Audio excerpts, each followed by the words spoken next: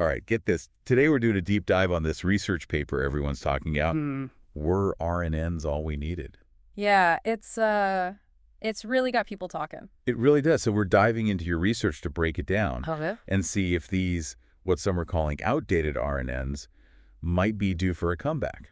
Yeah, it's an interesting challenge to the current AI landscape where transformers are kind of, the top dog, Right. especially for sequence modeling. Okay, so for our listeners who might not be familiar with AI jargon, Sure. can you remind us what sequence modeling is and why it even matters? Yeah, so sequence modeling, think about anything where the order of information is super important, Yeah. like understanding the meaning of a sentence or maybe predicting what's going to happen next in a stock price. Even like those chatbots that everyone and their mother is using these days, Right. that's all based on sequence modeling, and that's really where transformers have been excelling. Okay, so transformers are the new kid on the block. Yeah. And everyone wants to be their friend. Right. But this paper is making us wonder if maybe we were a little too quick to forget about RNNs, Yeah. those recurrent neural networks. That's right. RNNs were doing a lot of the, I guess you could say, the heavy lifting before transformers came along. Yeah. Things like language translation, early text generation, anything where you need to understand how information flows in a sequence. Okay, so what happened? What made RNNs less popular? Was it just a case of, oh, this is the new shiny thing? It's a bit more nuanced than that. Traditional RNNs, especially the ones that use LSTMs and GRUs, which are two popular types, they rely on this process called backpropagation through time, or BPTT. BPTT. Yeah, it's a mouthful. Yeah, it is. Can you break that down for us a little bit? What is that? Yeah, so imagine you're trying to understand a really, really long sentence. Okay. You might read through it once and then go back and reread certain parts Okay. just to make sure you really got the meaning. Okay.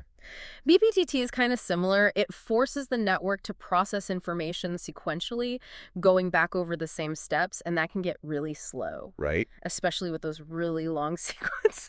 It's like that friend that takes forever to get to the punchline. Exactly. You're like, come on, get there. They'll get there eventually. They will eventually. But it takes a while, and that's where transformers have their advantage. They can Yeah. process things in parallel. Makes sense. So they're much faster. But this new research, what they did is they took these classic LSTMs and GRUs and gave them a makeover.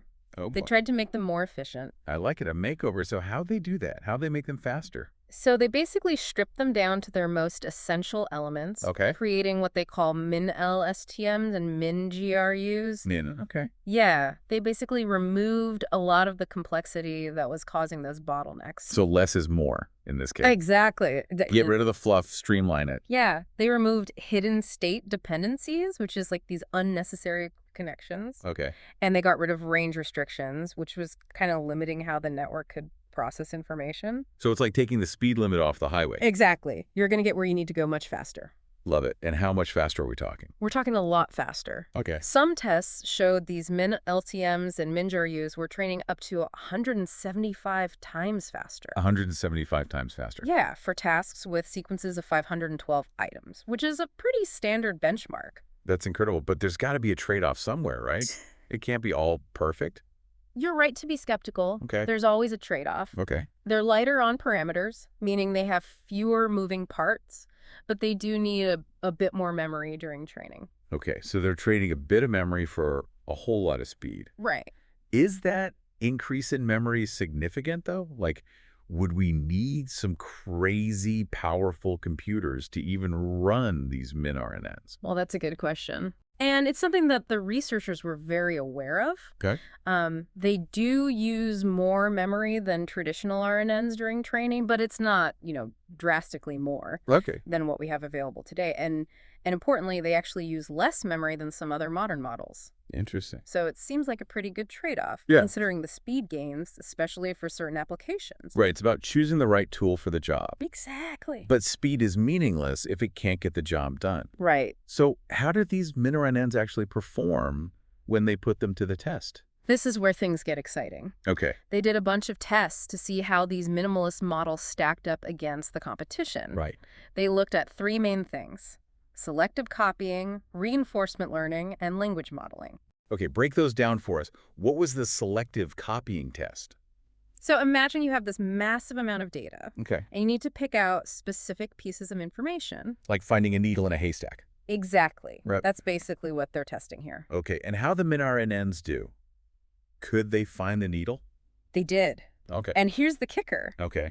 They actually did better than a lot of modern sequence models on this task, including some transformers. Really? Yeah, it kind of suggests that even though they're simpler, Right. they're still really good at content-aware reasoning. Interesting. So it's not just speed, they're actually smart about it. Exactly. Okay, what about reinforcement learning? I always think about robots when I hear that. Yeah, so this test was all about that. They used these simulations of robots learning how to move around. Cool. And reinforcement learning is how we teach AI to interact with the world, Right. doing tasks, making decisions. Maybe one day they'll be hosting podcasts. Who knows? Maybe. Take over the world. That's right. But seriously, how did the min-RNNs handle something as complex as teaching a robot to move?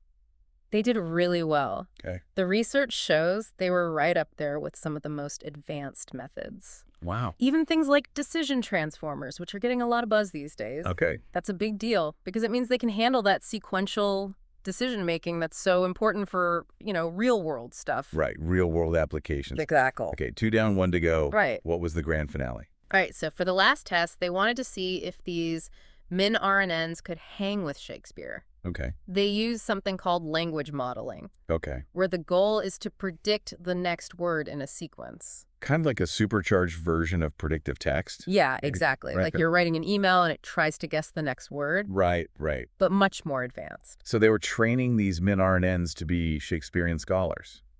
Well, I don't know about scholars, Okay. but they did pretty well. Okay, how well? They were neck and neck with transformers in these tests. Really? Yeah, and they trained way faster. So faster training, efficient, and they performed just as well. Yeah, and this was for language modeling, which is a big deal. Right. It's used everywhere, chatbots, translation, you name it. So these min-RNNs are really challenging the status quo. They are. Are they making the case that RNNs are all we need? That's the big question, isn't it? Yeah. I don't think this research completely dethrones transformers, Okay. but it definitely throws a wrench in the idea that they're the only game in town. So it's not a complete changing of the guard, but it's a wake-up call. That's a good way to put it. Like, hey, remember us. Right, we were too quick to dismiss the old ways. So it's not a complete changing of the guard, but it's a wake-up call. Yeah, definitely a wake-up call. Like, hey, remember us. Exactly. This research really shows that we should, Yeah. revisit some of those older ideas. Mm-hmm. Maybe they're not so outdated after all. Right. It's like that saying, everything old is new again. But this research, it really only looked at 3 specific things. Mm-hmm. What other kinds of tasks do you think could benefit from these super efficient min-RNNs? Well, that's what I think is so cool about this. Yeah. It opens up all these possibilities. Like, Right. imagine applying these min-RNNs to things like climate modeling Right. or genomics research. The huge data sets. Exactly. We could see some really big breakthroughs. It makes sense if they can handle that complexity without needing a supercomputer. Right. Exactly. What about something a little closer to home? Yeah. Could this change how we use technology every day? Oh, absolutely. Okay. Think about those AI assistants we were talking about. Yeah. Imagine them being even more powerful, more responsive, Right. or translation apps that work instantly, even if you don't have internet. Wow, that would be amazing. Right. It could really change things. This has been a lot to think about. Any final thoughts for our listeners before we wrap up? I think the biggest takeaway is that sometimes the most exciting discoveries Yeah. aren't about inventing something brand new, Okay. but about finding the hidden potential in what we already have. You'll love that. And I think that's what this research on min-RNNs really shows. It really does. Don't underestimate the classics. Yeah, exactly. Well, thank you so much for geeking out with me on this. It's been fun. It has. And to everyone listening, we hope this got you thinking. Yeah. What other uses can you think of for these, revitalized RNNs? Let us know. And until next time, keep exploring, stay curious,